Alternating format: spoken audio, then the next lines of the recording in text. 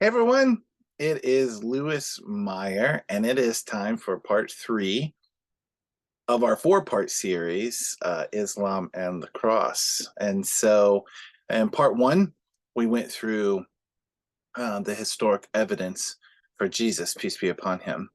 And then in part two, we looked at the Islamic sources in the Quran about Jesus, peace be upon him.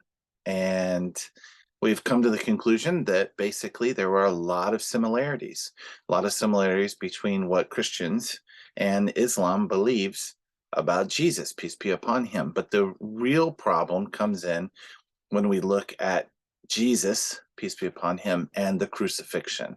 And this is the part, the fork in the road to where Islam and Christianity go their separate ways. But is that actually what the Quran is teaching? And so, what I'm going to do is I'm going to present to you evidence. Imagine this. Imagine this is your favorite TV show, and in the beginning, some crime is committed, and it's a crime show, and at the end, they're all going to present their evidence at the trial, and then it's up to the jurors and the people watching the TV show to decide which way does the evidence point. So I'm going to challenge you to do the same thing. I'm going to present you with some evidence. I'm going to present you with some theories and some ideas. And what I'd like for you to do is to take the evidence that I've presented, and then I want you to come to your own conclusion. And I think what you'll find is that you'll agree with me. You'll agree with, in video 4, we'll get to the final theory. But in this video, we're going to get to two theories of what happened with Islam and the crucifixion. So let's dive in, and keep in mind, we'll be using the respectful terms for the major prophets. So that is peace be upon him. All right.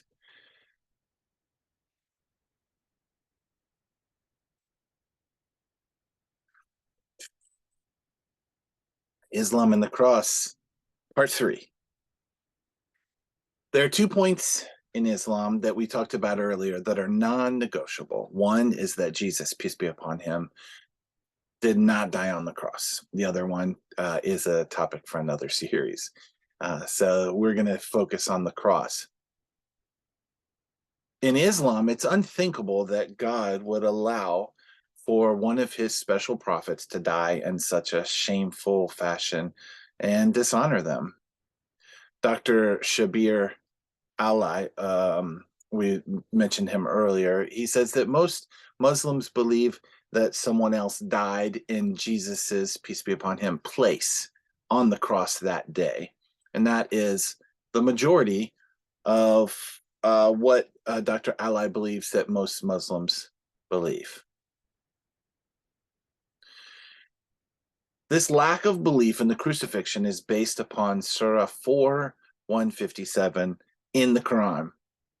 And this is the text that we're going to stay in for the next 2 videos.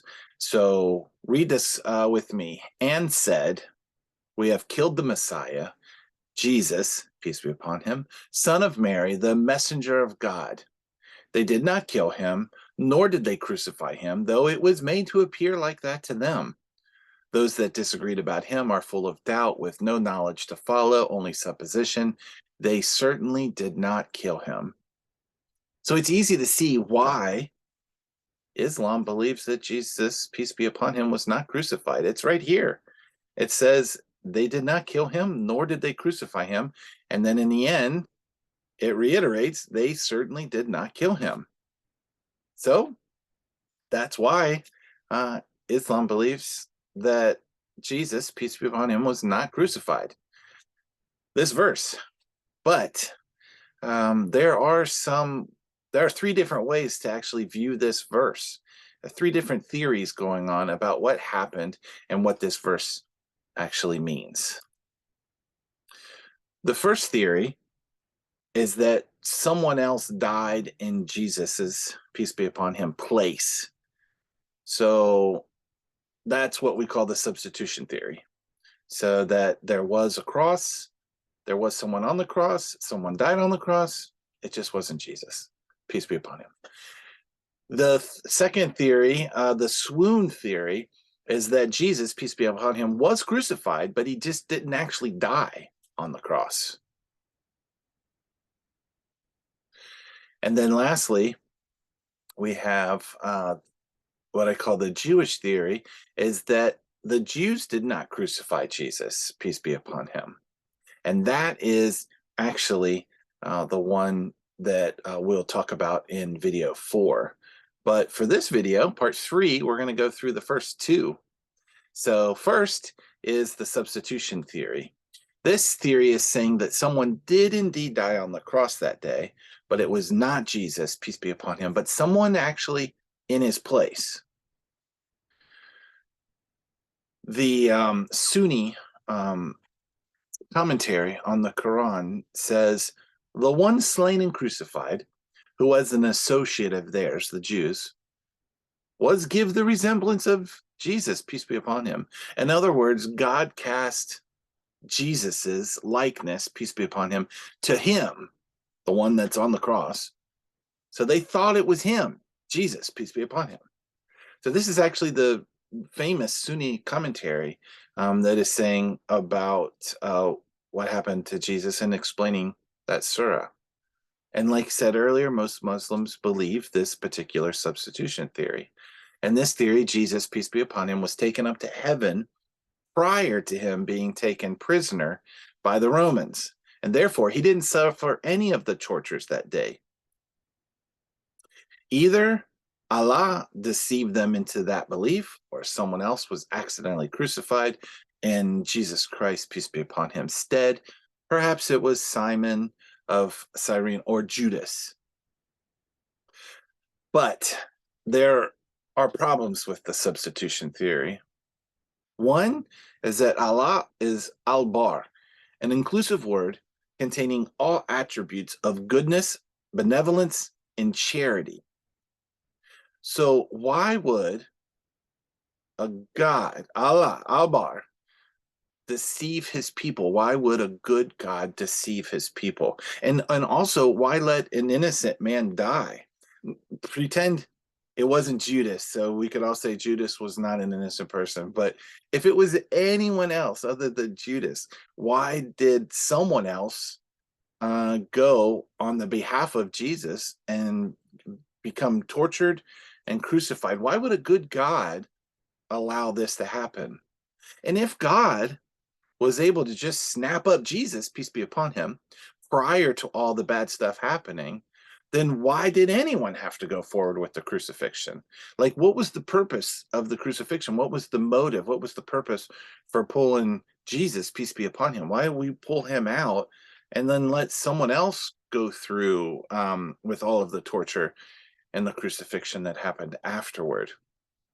It just simply does not have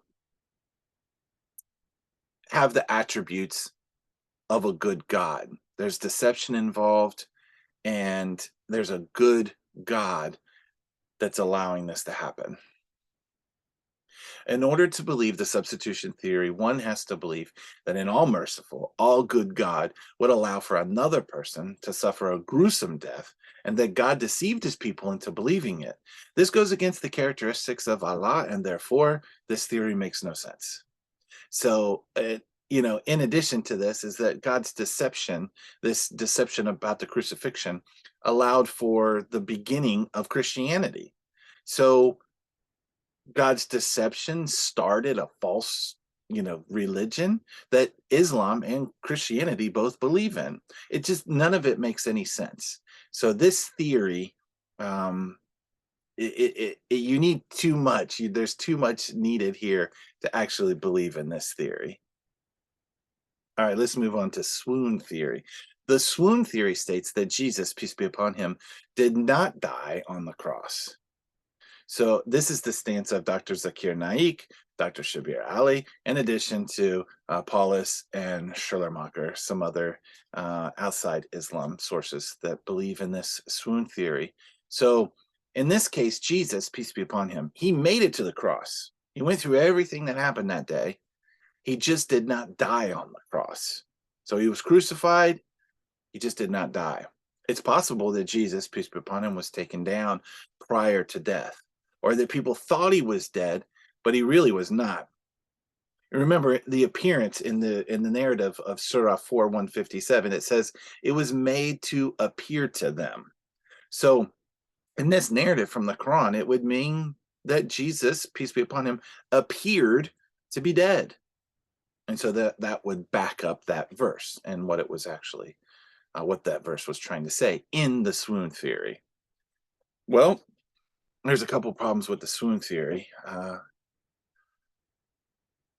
And this is a quote. It's incredible that Jesus, peace be upon him, who had not eaten or slept before his execution, who was weakened by the loss of blood through the most brutal flogging that we see in First Peter, who was pierced in both hands and feet, could have survived unaided had he been alive when he was taken down from the cross. So this swoon theory takes into consideration that we believe everything that the Bible said.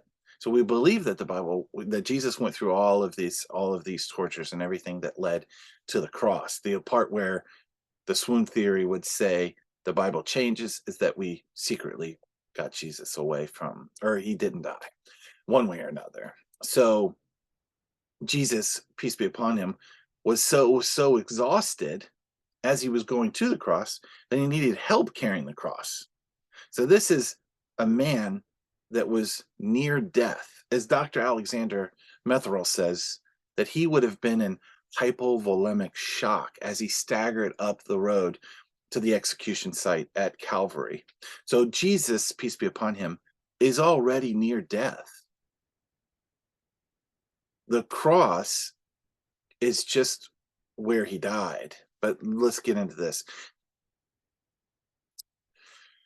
All right, stick with me on this one. It's a long part, but it's super important. And this is from the medical views on the death of the crucifixion of Jesus Christ, peace be upon him, from Baylor University Medical Center. The more widely accepted medical hypothesis for Jesus's death, peace be upon him, are cardiac rupture, asphyxiation, and shock. These medical hypotheses are based on the accounts from the Gospels and our modern understanding of traumatic injuries. The torture of Jesus, peace be upon him, from the Roman centurions produced extensive, blunt, and penetrating trauma to Jesus's body, peace be upon him. The large amount of blood loss that would have put Jesus, peace be upon him, in a vulnerable state in the moments leading to his crucifixion. Once nailed to the cross, the prolonged immobilization and pressure on the thoracic cavity would have led to a slow asphyxiation. Regardless, the piercing of Jesus's heart, peace be upon him, by the Roman centurion induced a fatal injury to Jesus, peace be upon him, in the form of cardiopulmonary effusion or cardiac tamponade. However, the spear wound to the chest would have been done post-mortem. Therefore, it's believed that the manner of Jesus' death, peace be upon him, is multifactorial, multiple blunt, and occasionally penetrating trauma, which led slowly to the death by this mechanism. So, let's assume, after all of this, after the torture, the flogging, the crucifixion, let's assume that he was still alive somehow. Even with the medical reports saying that, of course, Jesus would have died. Peace be upon him. So assuming he was still alive, there are two ways we could go here. One, someone took Jesus, peace be upon him, off the cross, secretly or not, and then took him away. In this case, Jesus would end up being the world's biggest con man because he allowed for this to happen, and he allowed for everything that happened afterwards. Everyone where they saw him alive, and then he went on to talk to all the thousands of people. Everything was all just kind of a con in order to get this whole religion started, Christianity. This goes against every single attribute that we see about Jesus, peace be upon him, in the Bible. Not likely. Or two, let's assume he did not die on the cross. He was still alive, and then they put him in the tomb, just thinking that he was dead. Maybe he appeared dead, and they thought he was dead, so they put him in the tomb, And then 3 days later, if you can imagine this, Jesus in the broken form that he's in, somehow is able to move the stone away and escape the Roman guards that were stationed outside of his tomb. So Jesus, peace be upon him, would be in no shape whatsoever to be doing any of this. So neither of these two theories here make sense. Regardless, in the end, Jesus, peace be upon him, would not have appeared to his disciples as a resurrected Lord. He would have not have looked healthy and still near death. It would have been impossible for Jesus, peace be upon him, to somehow creep out of the tomb after having just been beaten and crucified and give his disciples, quote, the impression that he was a conqueror over death and the grave, the Prince of Life, an impression that lay at the bottom of their future ministry. This type of resuscitation would have no possibility have changed their sorrow into enthusiasm and have elevated their reverence into worship. In other words, seeing Jesus in this form, in this broken and beaten form, would not have inspired the disciples to continue and be so excited about the ministry that was ahead of them. Most of them, according to Christian history, die a gruesome death themselves. The reason that they did was because they had seen something different than what is being portrayed here. So the substitution theory and the swoon theory just simply do not work. All right. So there are three theories: the substitution and the swoon theory. As we see, it just doesn't work. It's too much of a stretch of imagination to make either one of those theories work. So if it's not the substitution theory and it's not the swoon theory, then what happened? We still need to figure out what happened with this surah to cause this fork in the road between Islam and Christianity. The last theory in video 4 is going to answer that for you. So stay tuned, and thanks for sticking with me. I know this video is a little bit longer. I'll see you in video 4. Bye.